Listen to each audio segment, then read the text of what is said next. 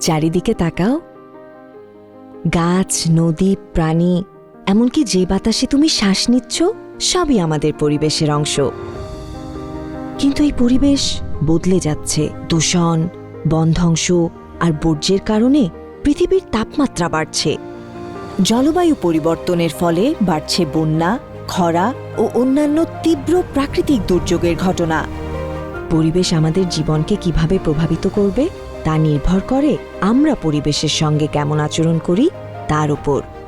আমরা যখন বাড়িতে পানি অপচয় করি, এর মানে কোথাও না কোথাও কারো পানির অভাব হচ্ছে। তাই কল বন্ধ রাখো। পানির প্রতিটি বিন্দুই মূল্যবান। একবার ব্যবহারযোগ্য প্লাস্টিক খুব দ্রুত ফেলে দেই, কিন্তু তা পরিবেশে রয়ে যায় বছরের পর বছর।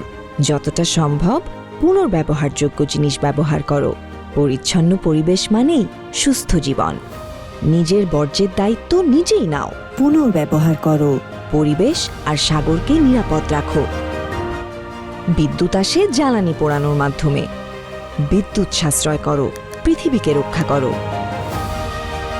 খাবার তৈরি করতে পানি ও শক্তির প্রয়োজন। অপচয় করো না। যতটা দরকার ততটাই নাও। গাড়ি যত কম চলবে, দূষণও তত কমবে। যতটা সম্ভব হাঁটো, সাইকেল চালাও, পাবলিক ট্রান্সপোর্ট কিংবা গাড়ি শেয়ার করে ব্যবহার করো। কম শব্দ মানে সবার জন্য শান্ত পরিবেশ। তাই শব্দ দূষণ বন্ধে সতর্ক হও।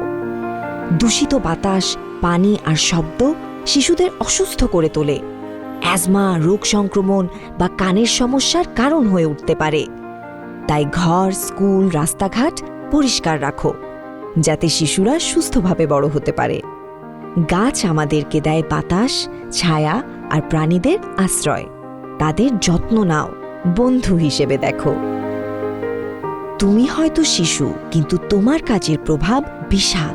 তুমি যত ছোট পদক্ষেপই নাও না কেন, সেটি তোমার চারপাশের পানি, বাতাস, গাছ আর প্রাণীদের রক্ষা করে। তাই আওয়াজ তোলো, শেখো এবং অন্যদেরও শেখাও। তুমি তোমার জায়গা থেকে পদক্ষেপ নিলে অন্যরাও তোমার পথ অনুসরণ করবে।